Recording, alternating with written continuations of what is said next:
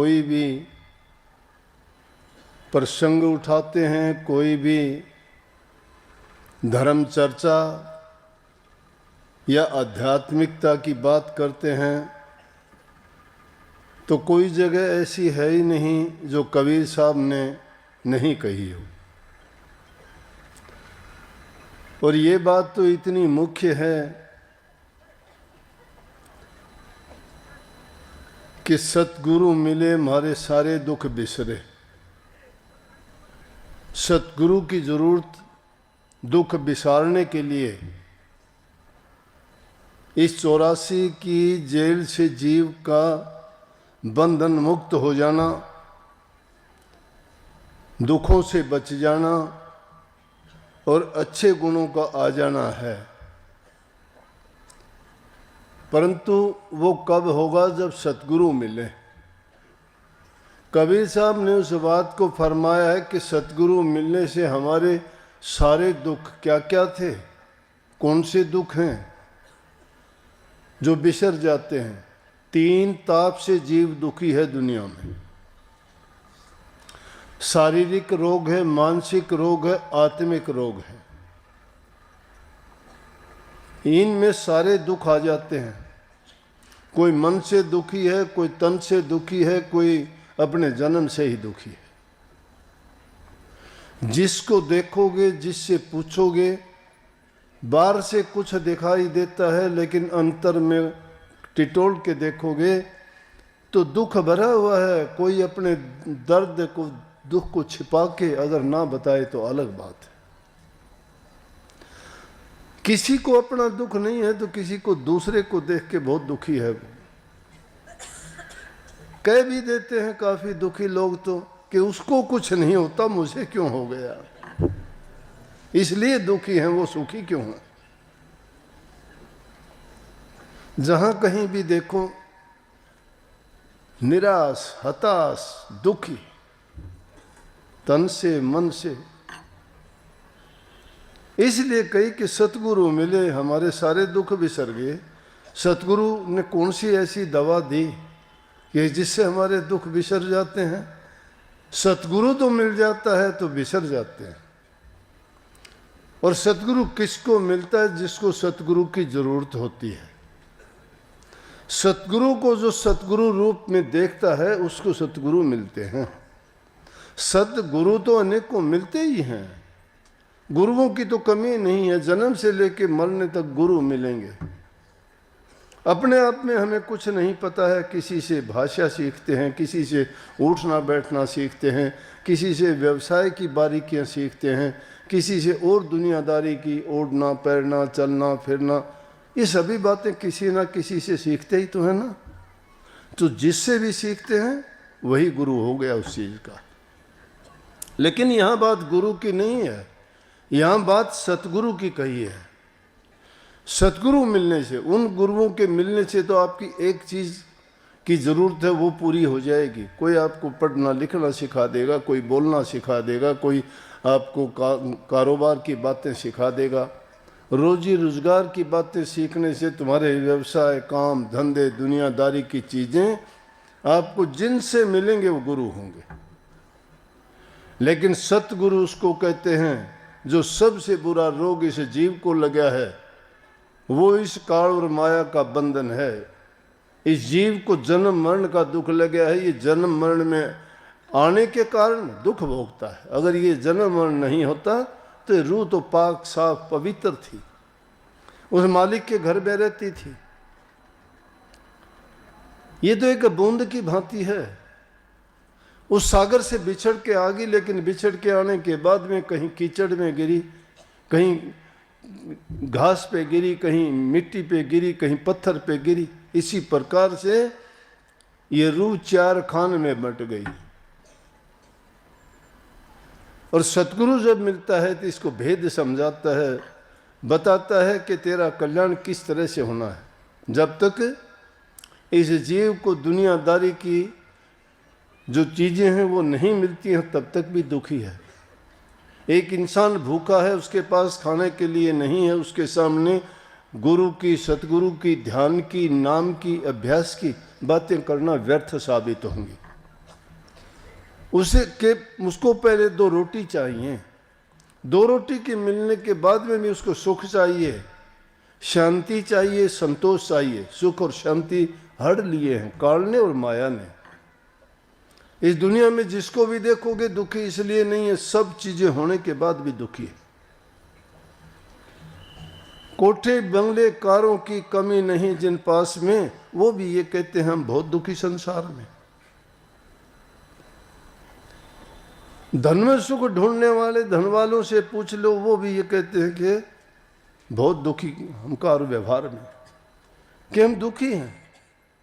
भाई भतीजे जिनका बहुत बड़ा परिवार है, वो देखे रोज कचेड़ी आपस की तकरार में, वो भी सुखी नहीं है। झगड़े मुकदमे कोर्ट कचेड़ी, किसी का कुछ किसी का कुछ। लेकिन सतगुरु क्या देता है? सतगुरु ज्ञान देता है। कितना ज्ञान देता है? वो अंधियारा मिटा देता है।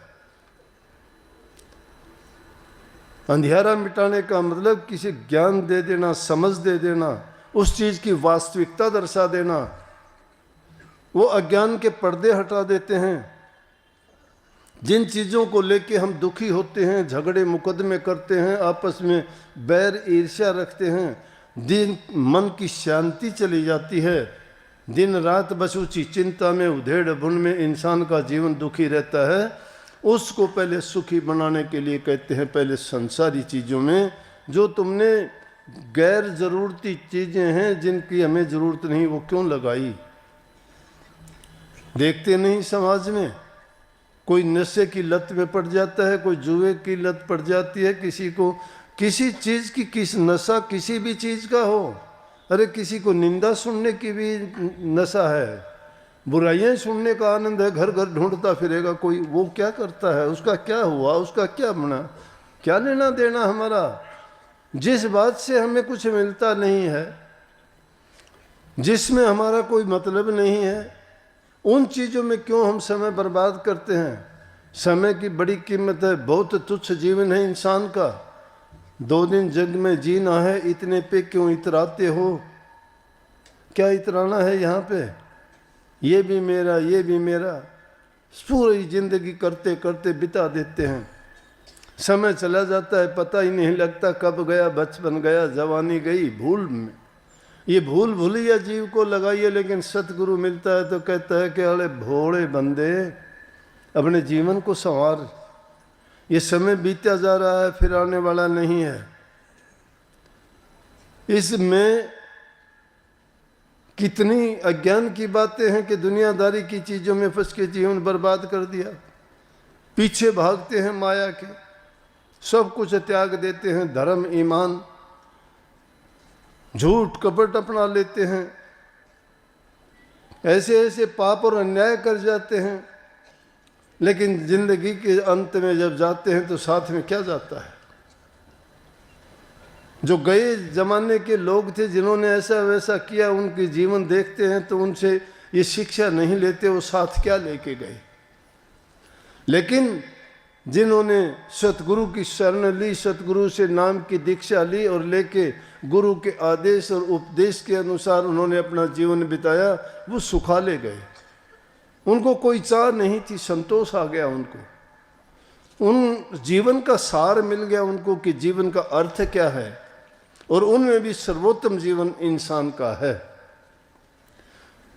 कोटि जन्मों के बाद इंसान का चोला मिलता है। ये चोला मिलने के बाद भी अगर हम चेतते नहीं हैं और इसको व्यर्थ खो देते हैं तो फिर 84 तैयार है। ये चौपड़ का खेल है।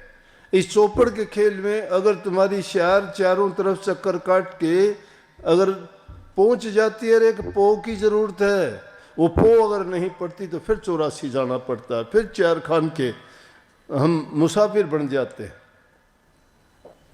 उन योनियों को देखो, इंसान में विवेक है, बुद्धि है, ज्ञान है, समझ है।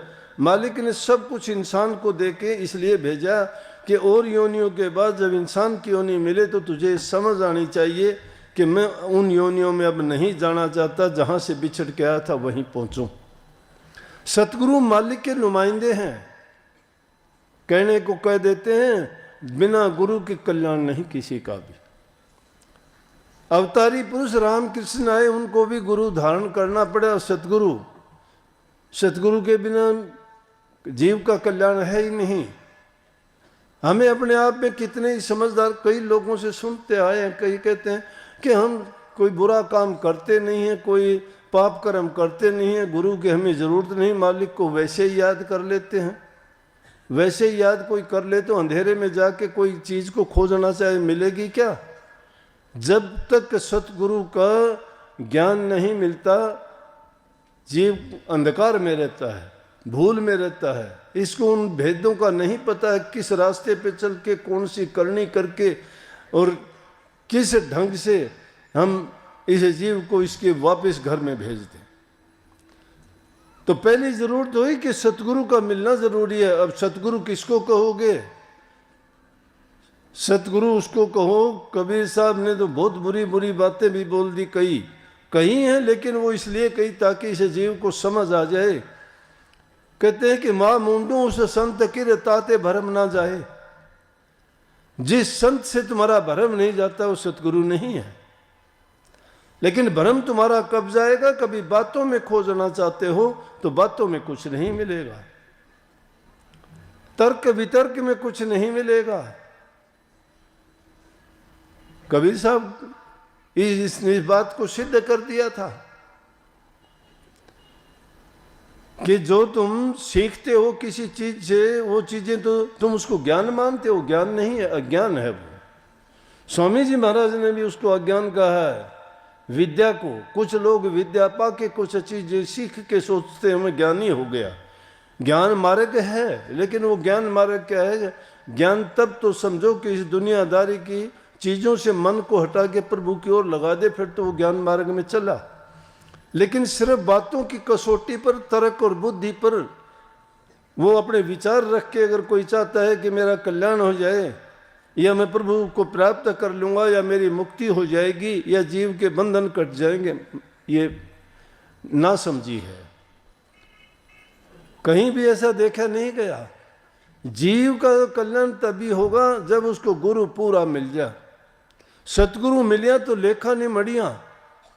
सतगुरु जब मिल जाता है तो उसका संसार से लेखा निमट जाता है। लेखा किस चीज का है? जीव कर्म से बंधा हुआ है, कर्म करता है, कर्म करने के बाद में परिणाम रह जाता है। परिणाम को भोगने के लिए बार बार जीव को आना पड़ता है। इसीलिए उस कर्म की रेख को काटने के लिए सतगुरु का मेल और सतगुरु की शरण जरूरी है। जब सतगुरु की शरण मिल जाती है तो सतगुरु उसको भक्ति के गूढ़ रहस्य समझाते हैं और फिर उनको कहते हैं कि जिन चीज़ों के पीछे हम भागते हैं, संसार के पदार्थ कोई किसी का साथी नहीं है, ना हमारे ये कोई हित की चीज़ है, ना हमारे कोई लाभ की चीज़ है, ना इनमें हमारा कल्याण है। ये तो सिर्फ हमें दुख देने वाली चीज़ हैं। पहले उनको प्राप्त करने के लिए कितनी मेहनत करते हो, उन्हीं में आदमी झूठ बोलता है, कपट करता है, धोखा करता है, सारी बातें उसी में आ गई। इन चीज़ों को नहीं करता तो उन चीज़ों का संग्रह नहीं कर सकता। उनके लिए कुछ ना कुछ उसको हेरा फेरियाँ करनी पड़ती है। ज़्यादा संग्रह करने वाले को कहते हैं कि जिन चीज़ों का जितना संग्रह करते जाओगे उतना ही मन उन चीज़ों में फंसता चला जाएगा, और जिन चीज़ों में मन फंसता चला जाएगा फिर वो रुकता नहीं है। ये मन का बड़ा टेढ़ा खेल है। नहीं जानते मन को, पल पल में बदलता रहता है, भागता रहता है, रुकता ही नहीं है। छिन में कुछ बनता है, कभी दाता, कभी ये भिखारी, तो कभी चोर बनता है, तो कभी ठग बनता है, कभी ये बड़ा दानी बन जाता है, तो कभी बड़ा उपकारी बन जाता है, कभी हितकारी बन जाता है, तो कभी देखते हो कि दुष्टता के काम करके ये एक बड़े से बड़ा पाप कर बैठता है। सब के सब काम तो मन के कहे से करते हैं, मन काबू में आता नहीं है। मन काबू में लाने के लिए सतगुरु की आवश्यकता है। जब तक इस मन को उससे ताकतवर चीज के अधीन नहीं करते हैं, ये काबू कभी नहीं आता। मन को गुरु के अधीन कर दो, क्योंकि गुरु के पास वो शक्ति है, वो ताकत है, जिसके कारण तुम्हारा मन उनके जब अधीन होगा, इसके बाद समझ में जब आ जाएगी तो ये वो मैले कर्तव्य छोड़ के अच्छे कर्म करने लग जाएगा।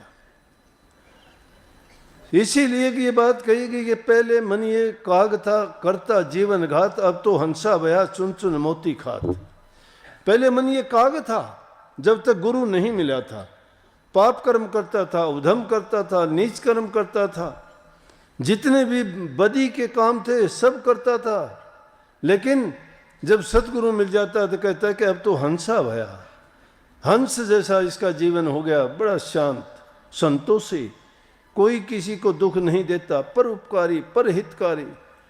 जिसको संतोष मिल जाता है उसके पास सब कुछ है। जिसको संतोष नहीं है उसको चाहे आदमी पूरी संसार का खजाना सौंप दे तो भी उसको संतोष नहीं आता है। और वो कब मिटता है? जब इंसान की चाह खत्म हो जाती है। ये चाह बहुत बुरी चीज है, जितनी चाह उठाओगे मन में उतनी बढ़ती चली जाएगी, रुकती नहीं है। लेकिन कबीर साहब ने उसको फरमाया कि चाह गई चिंता मिटी, मनवा बेपरवाह, जिनको कछु न चाहिए वो